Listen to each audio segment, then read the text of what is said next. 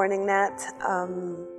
Well, we're here to tell our audiences a little bit about the Fischli Weiss show, which has just opened at Museo Jumex, entitled How to Work Better.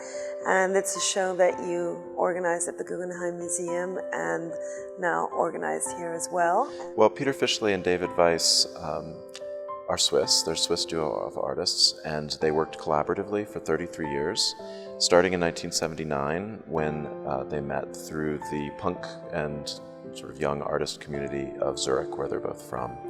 And from a very early point, they began to develop a really fascinating body of work that revolved around themes of everyday life and humor, and really trying to blur the boundaries between high and low culture in very creative ways and provide a whole new way of sort of reconceiving the things that we take for granted in our everyday life, the objects that surround us, the way we spend our time, what it means to work, what it means to not work. They found these ingenious ways of taking this detritus of everyday life, these objects that we all live with.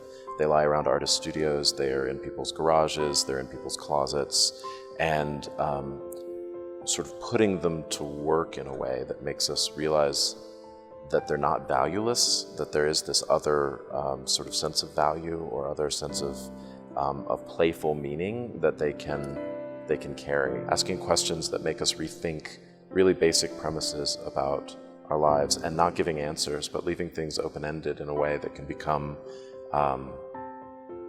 at times very poetic and at times very humorous, but always sort of wondrous, and restoring a sense of wonder to things like cars or airports or photographs of flowers or tourist destinations, all these things that we just take for granted.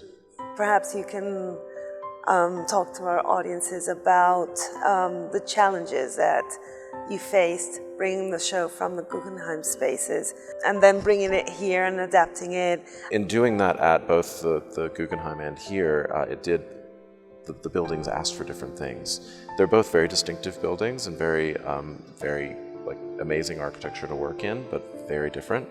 I think one of the things I'm most excited about at Jumex is that the show occupies the entire museum, I think, for the first time. Yes. And of the three main galleries, not counting the lobby and the lower floor, you have one the first one is very sunlit, glass walls, very open to the city, so that you are looking at, in that case, suddenly this overview, the clay sculptures, and you're seeing the cityscape all around it. And we were able to put the large sculpture house on the terrace outside, which is an amazing thing because we've never. It dialogues beautifully with the whole urban development. Yeah, it does, and also in a funny way with the idea of miniature, because suddenly this overview sculptures are miniatures, and the house is also a miniature, but it's like a huge miniature, right? So the ideas of scale and sort of banality play very differently in those works. And then on the second floor, there's no natural light at all.